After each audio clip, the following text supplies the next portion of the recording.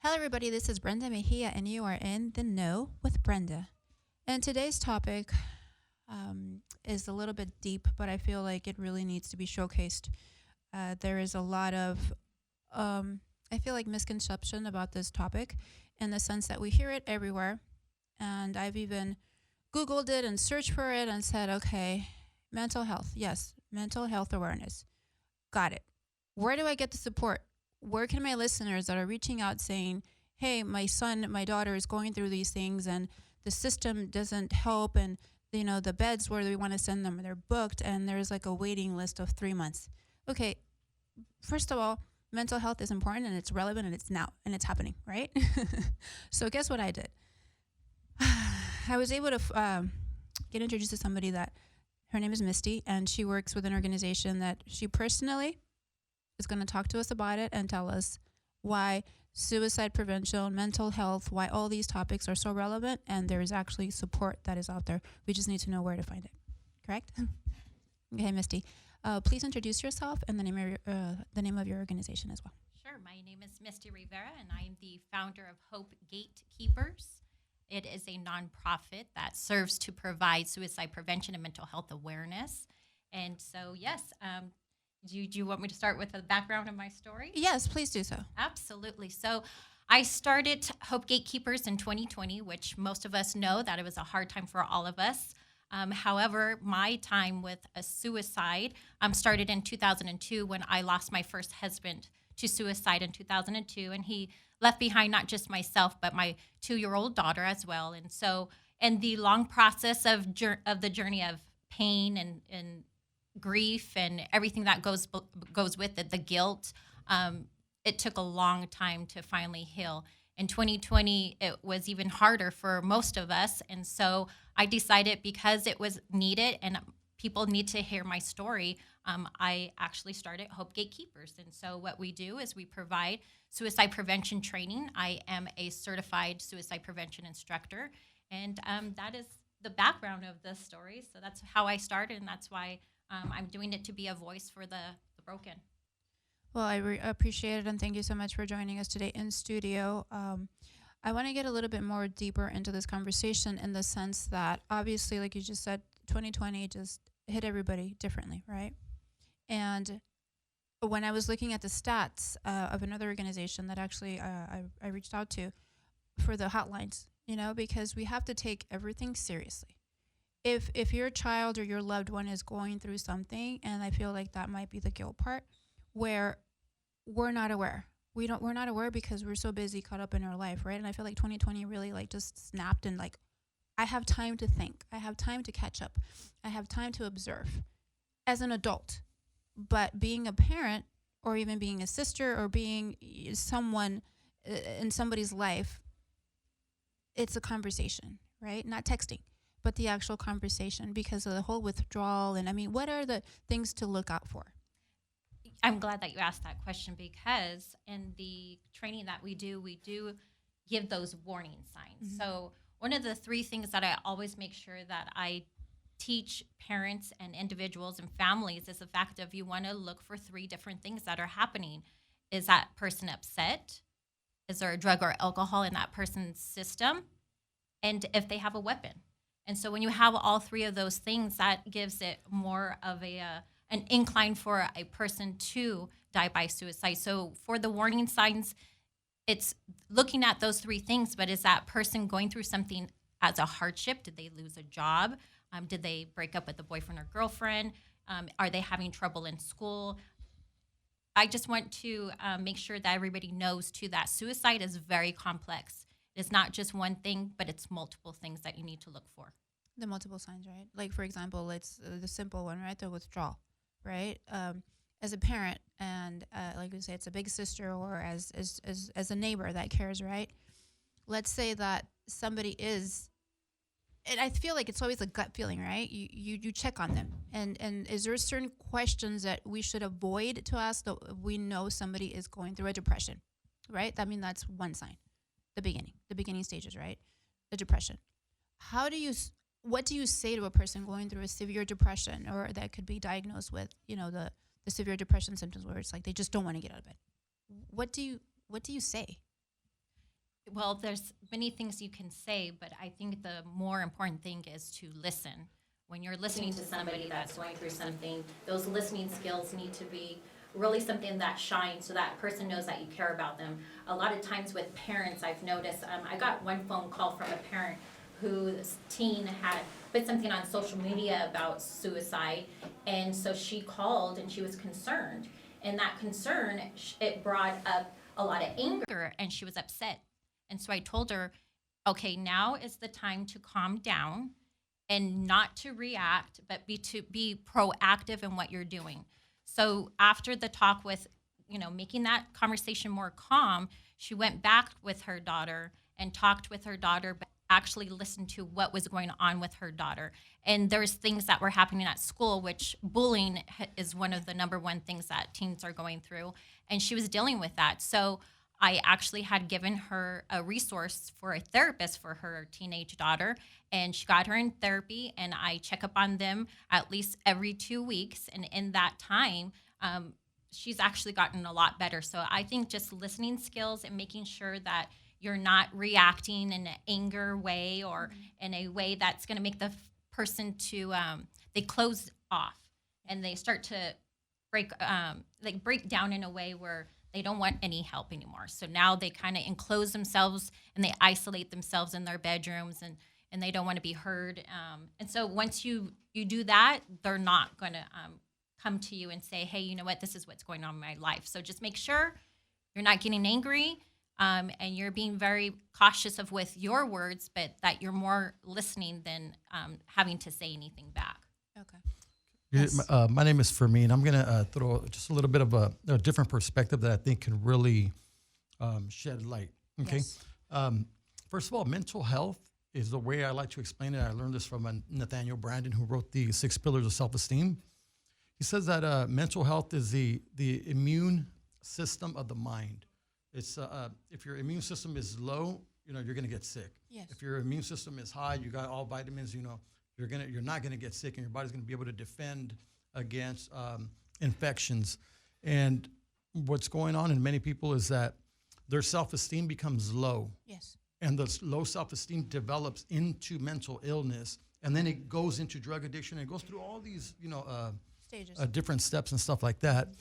And what's really important to understand is, like, how do you detect low self-esteem in the first place, way before it even becomes mental illness? And what you're really looking for is somebody who's no longer expressing themselves. And that's the main thing is are they talking about what's going on in their life? Are they sharing what's going on, what they're doing, what they've been up to? Because, we're human beings here that we have to express, right? We're relationship driven. Mm-hmm. And if we don't express what happened today at home, before you know it, we begin to suppress. So if you have a kid who, comes home from school and you just don't have time to listen to them, eventually they're going to begin to suppress their thoughts, their emotions, their feelings, all that, and they're going to suppress it more. Yeah. And the more you suppress it, it gets to the point that you can't suppress it. Like I said, we need to express, and the opposite of express is depress, which is when you depress your words, you become depressed, right? Yeah. So it's pretty obvious to understand. So as you start to see that, like, somebody just is not expressing themselves anymore, and when their drive begins to, like they just don't have that drive, whatever hobby they had, they're just not going after it anymore. Those are all the early signs. Mm-hmm. And if you're well aware and you're in tune with this idea of the immune system of the mind, you start to realize, like, hey, you know what, they're not doing that good. So a bad seed thought is going to go into their mind, and that seed thought, they're going to begin to fertilize it and water it, but it's a weed thought. And that is just one little thought that begins to grow and grow and grow, and you got to find out what is that weed thought. And you can see it and just through communication, like, hey, what's going on in your life? And they start sharing little words that why do you say that word? It's interesting you say that. And so that's the seed thought that's going on in their mind. And you as a parent or as a friend need to grab it, pick it out, and really unpack it, dissect it, and figure out where that thought is coming. Because every thought leads to an emotion, every emotion to an action. Therefore, if you control your thoughts, you control your actions, which is what I learned from Wayne Dyer. Mm-hmm. So if you don't begin to detect all this stuff like that, you'll nip it in the bud really, really quick. But how do you help? How do you support them to be able to shift? Because I feel like a lot of the times we're aware, and I'm speaking from personal experience, I'm aware of certain people that have the behavioral has changed, right? So and you want to support them, but it's like, what? What do you say? Yeah, what do I say? What do I do? Like, so here's what you do and what you say. I'm right now working with two kids who are like pretty depressed, and one of them was trying to commit suicide or do suicide. I don't even know the right term that they use, but whatever the case, one of them was trying to do suicide. The other one is just completely mentally ill, really, really bad. So this is how I begin. And I normally just talk to them for an hour, and I change everything. It doesn't take very much. Okay. And I just say, hey, are you happy with the way that you're feeling right now? And then they'll be like, no. Okay. If I could provide you with some kind of information or something that could totally change you and put you on the right track, is that something you would be open to? And they're like, yeah, okay. So you definitely want to change. I mean, do you feel like you're mentally ill? And they'll say, yeah, I am mentally ill. All right, no problem. And you're diagnosed, yeah. Do you want to stay that way? Well, I don't know if I could change it. Well, if I told you could change it, because you can change it and you could be mentally ill and you can reverse it, would you be open to that? And they'll say, yeah. Okay, all right, well, then let's just begin with that. All right, so look, I don't need to know about all your history. I'm not here to change what happened. I'm here just to move forward. And what I'm telling you right now is that you're dealing with a low self-esteem issue. Right now, you just don't feel you're worthy. What is, and let me just stop. What is self-esteem, right? And it's two things. It's self-efficacy, and it's also self-love. And what I have found is that the main determinant is the self-efficacy factor of that, which means like, all right, and I asked him like, all right, do you have a driver's license? All right, no, I don't have a driver's license. Okay, how come you don't have a driver's license? Oh, well, and then so what that leads me to believe is that they don't trust themselves. And so and I'm just having the conversation. So it's not any magic pill. It's the conversation like, okay, what's the last thing that you did? I applied for a job. Did you get it? No. All right. Why do you think you didn't get it?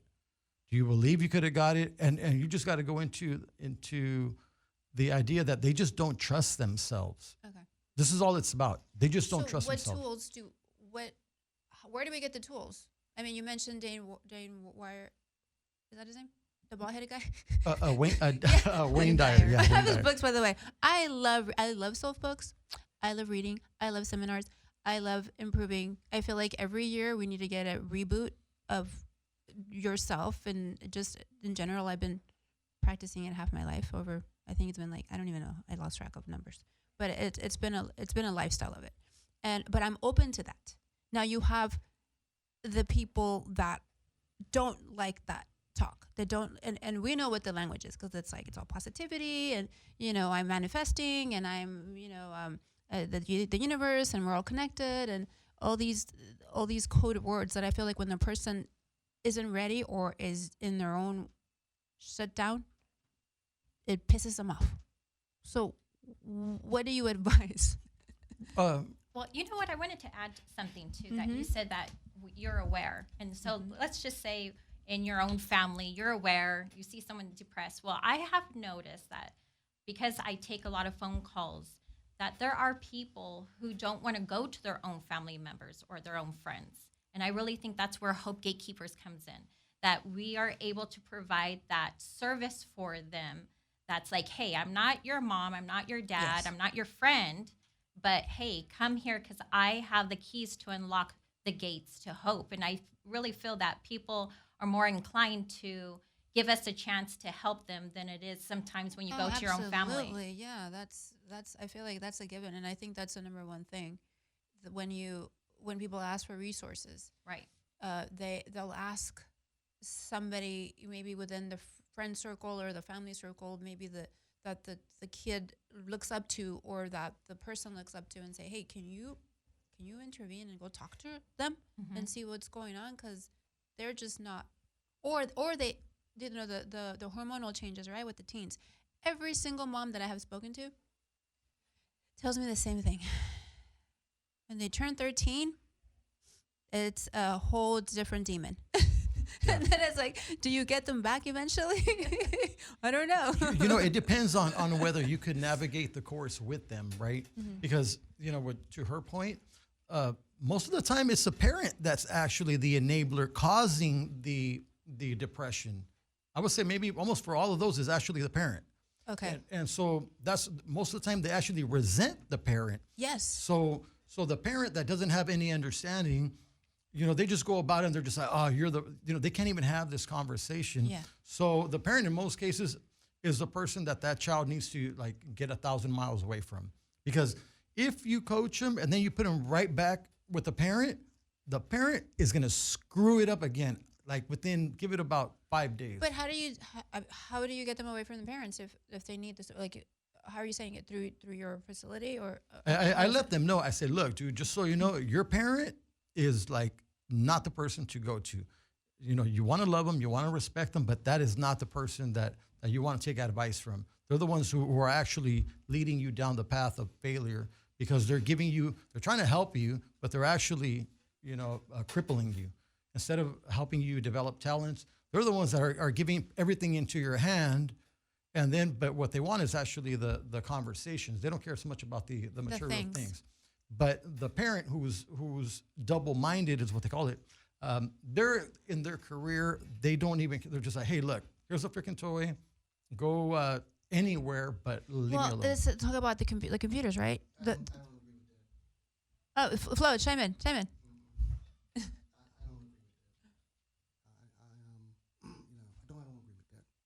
Because there's parents that really do care about their kids and really try. And some parents have also had mental health issues. It runs in the family most of the time. And I think that's one of the biggest problems in the medical, especially in California, that we give the kid way too much credibility for their own feelings and their own actions. And they cut the parent out. They say when you're 13, you don't have to tell your parents this. You don't have to tell your parents that. And I think that's what is a very dangerous sign, and that's why kids kill their parents these days. Yeah, because they're mad at the parent, because the parent is the one who's creating the problem, and they know it. But how are they creating the problem when you care? Maybe it's the kid. It's an enabler. It's an enabler. It's a chief enabler. That's what it is. And the kid could be very spoiled, and you could do everything right for the kid, and he's still going to mess up because I agree with that of too. His peer pressure, the internet, his surroundings at school. They're at school more than they're at the house. Yes. And they're on the phone more than they're with their parents. So the parent is trying to appease the kid, because otherwise they're going to have an attitude. They're going to walk around and cause havoc through the house. And they try to quote unquote appease the kid and end up making it worse in that respect. But if there was classes for both so they could deal with each other together, too. The tools. That's what I'm saying, the as tools. opposed to separating them and saying, well, your parents are effing up and you should just listen to me. That's where the danger becomes. No, absolutely. I totally agree. So we do provide family programs. So our whole thing is about really putting the family together. So because if a therapist told my daughter that, I would go kick that therapist's ass. What and specific we're paying statement? for it. And we're paying for the therapy, $150. Yeah. What the hell? Well, it's up to you. It's up to you whether like, I mean, is it about being right, or is it about No, it's about result? What is it that we care about? It's about both. Which one? Being right? Being right and having results. I disagree with that then, for sure. In this world, there is a right way and there's a wrong way. And these kids can't just do whatever they feel like they want to do, or they'll have consequences for it later on. They'll end up homeless. They'll end up in jail because they think that they don't have any rules, because this is my world and my person says that I can do whatever I want. I can be whoever I want. I can do. And okay, then deal with the consequences of it. So to be clear, what did you disagree with? That you said that what you said is that the parent that the parent would F up the situation that you would set up for the kid, that the kid would go back to the house and F it up with the parent, and the parents would mess it up. And in certain cases, and that's not always true. That's not always true. No, without a doubt, it's not always Yeah. true. No. Because like I said, and this is a different generation. Most Yeah. parents now used to be ex-gangbangers, drug addicts. It's like 1950. You know what I'm saying?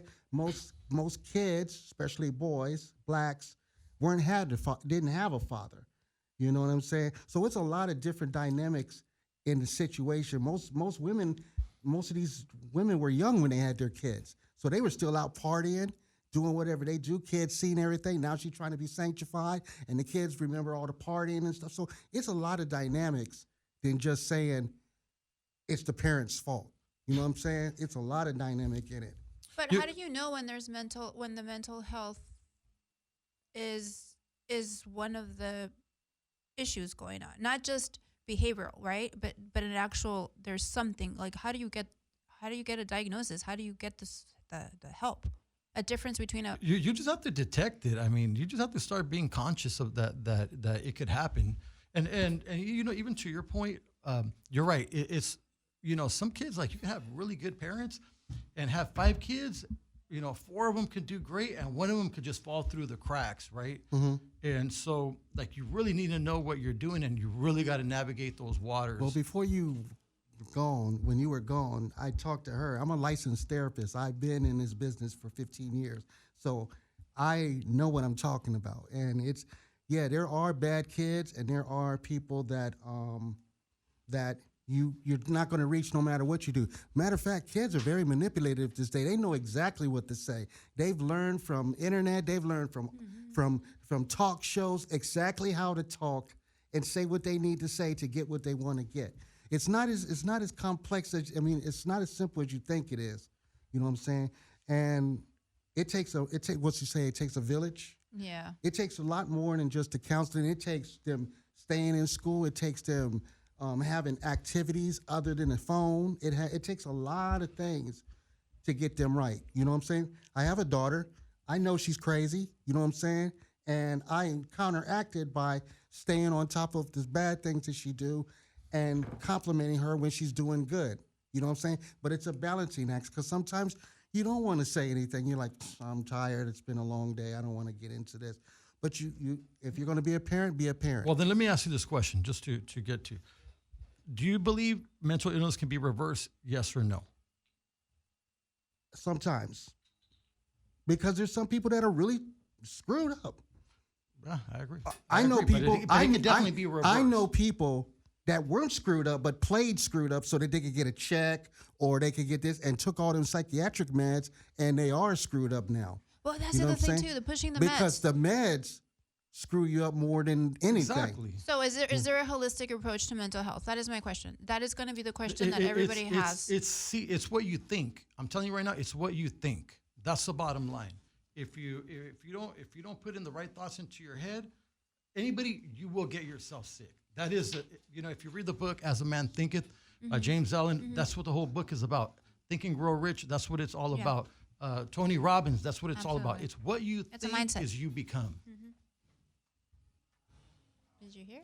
I heard everything. Okay, so the mindset. That's the Correct. core. That's the core what we need to work on with this generation. And then let's talk a little bit just briefly, because I feel mental health it could be anywhere. It could be from your Beverly Hills to your Calabasas Hills to LA to anywhere in the world, right? But as parents ourselves, we have to be aware, like Flo said, we have to be aware of so many things that are happening in this generation specifically. Parents, if you're listening, just because your child is locked in his room playing on their computer, they're exposed to anyone in the world. There's group chats. There is crazy stuff happening. They have access to getting drugs delivered, even if they're minors. I mean, there is crazy. It's a whole new world. And one of the things that I love about being here, and I love be mentoring by Flo and Billy, is that they're real. Like you said, we've been around. But how do we educate the audience in saying, hey, guys, this is happening? Where do we find the support? Where do we find the guidance? It's just at least be aware and take it from there. Take it one day at a time. What do you guys think? I don't know. I think it's we got to figure out. Yeah, you're right. How we're gonna get the people. Like the program right now that we're trying to run in Downey. It's about it's really for non-college bound kids, and even then here we're using the 80-20 principle too. Even going back like 20%, we probably won't be able to do nothing. 80% of them we will, right? And then you got to use this principle all the way throughout, and even. Malcolm Gladwell, remember that book, The Tipping Point? And he talks about those people that persuade others. And you got to use all these things. Like if you get one of your friends that has a lot of influence to bring it to the other guys, to their friends, and you could get them into a class before they need it. Right now, like, hey, you just got out of high school, take this class. Yeah, it's what I'm saying. I wish there was more of this in your high school, like preparing you for life skills, ropes courses, all these amazing things that we've done as an adult. And if we could have it at a younger, in the youth, preparing them for the real world, that's what we need. And how do we do that? Well, it used to be like that, but because of I don't want to get into politics, but I'll just say that teachers want to teach and go home. Yeah. That's it. Mm-hmm. Yep. And they want more money. Mm-hmm. That's funny. If you get more money, where do you think the money comes from? It comes from out the band money. It comes from out the pottery money. Remember we used to have home economics, and yes. we learn how to cook in school, and we know how to make pots and stuff. They don't have that anymore. And driving too. Driving. I didn't pass. And there's not very many kid programs. Yeah. Or teen incentives to make them want to stay and say, okay, I don't need my phone right now. I can do something else. It's very few. And then you need support. And there's very little support. There's people saying they want to give support during election time. But after that, for the rest of the 9 months or 12 months. Once they get elected. So maybe that's what we need to do, Flo and Billy. We need to bring in, who. Huh? We need to bring in the politicians right now that they want the votes. And let's sit down and talk. Let's dissect it. Let's do it. Look, and I'll show you this. Look, this is what schools need to teach. Take a look at that, and take a look why people are failing and why mental illness is such a rise. If you look at the social values, all of them lead to mental illness, every single one of them. And I got that from Stephen Covey. Mm-hmm. And everything with the true compass, with that points north, all leads to success. It's true. Everything in the social sphere of this is me. Correct. And take a look even right there. And you'll see, the integrity who even talks about integrity, right? You're definitely not going to see it on TV. And you're not going to see it on YouTube. I mean, you've seen all the videos. I seen a video the other day where a kid went up to a grown person and said, can you sign my paper? I'm a child molester, and I just moved in your neighborhood. Now, what kind of joke is that? You know what I'm saying? You know how serious a charge that is? And you're playing around with it just to get some views? And that's the problem. Everything is so... There's no. They're all social values. They're desensitized to everything. A murder's nothing anymore because they've seen it so many times that it's nothing. So with that too, the more values are gone damn near. With that program, we actually been able to turn that into a children's program. So it's called Little Seeds of Hope. And it's for ages 6 to 12 because what we're talking about, too, is it starts off when you're a child. Everybody's going to become an adult one day. They're going to go through the terrible teens. So we have provided that support because you're stating right now, well, where is the support? That's where HopeGateKeepers is. We're that support. We're creating these programs to help the children, the teens, the families, the individuals, so that way they have something to go by and that they're not left alone. There's a lot of ways that we can talk about mental health and being depressed or just having a bad day. I mean, it's so complex, but at the end of the day, if we're here for each other And we're creating this unity, this community that's uplifting each other, inspiring each other to do more and to be greater. I think that's at the end of the day what we all want to achieve for our own communities. And then how people can find Yeah, you I was so just that gonna they say. so that they can join your movement. Yes, so you can follow me at HopeGateKeepers or www.HopeGateKeepers.com. And this is for anyone in LA, or is it just LA based, or is it just We've actually Universal?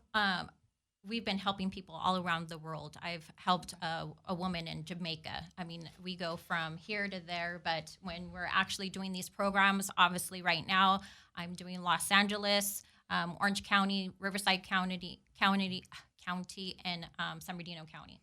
Okay, so do we have to fill out an how does it work? Like, do you just reach out to you? Is there like a process for applications? Like, Yes, so there's different ways that you can become involved, which you can go onto the website. You can actually be an ambassador. You can provide that awareness that our community needs. If you want your child to sign up to be part of the program, there is a form on the website as well. If you need to call in our 424-220-9206 number, you call in, someone will answer. There's no machine, and we provide that help and that support. Say that number slowly. 424-220-9206. Okay. And just to give you, like, these are the topics that we cover in the training, because we have a 13-week training, and one of them is listening skills. Most people don't know the whole continuum of listening skills and when to use which skill. The other one is like core values, confrontation skills, coping skills. You know, we got to learn confrontation skills so that we don't knock each other's teeth every time we disagree, right? And this whole coping skills, you know, if life, you know, just gets a little bit rough, how do we handle this, right? And so I think and this those is are. done via Zoom, or is this online, or do you go into your We do location? we do in person. The things that the classes that we do on Zoom is the suicide prevention training. So I am certified through QPR Institute, so I'm able to provide a 60 to 90 minute training on Zoom, or if you want to take a class in person, I do those as well. Okay. Well, I think I'm going to sign up for one of those programs, or maybe all. I'll just take A, B, and C. Yeah, we could do a you Yeah. have like people, Do you? friends that will take them together if they're shy or something. We should do like happy hour time to getting these resources, right? Okay, sign out. Yep. Okay, guys. So thank you so much for joining us. This is such a relevant topic. I would like to invite you to come back for a follow-up once we figure out which courses. We should definitely have another I conversation. love how heated it got in here too. Woo. There you go, guys. So please stay in the know with Brenda Mejia. Love y'all, and thank you so much for all the support. And you're in the know with Brenda.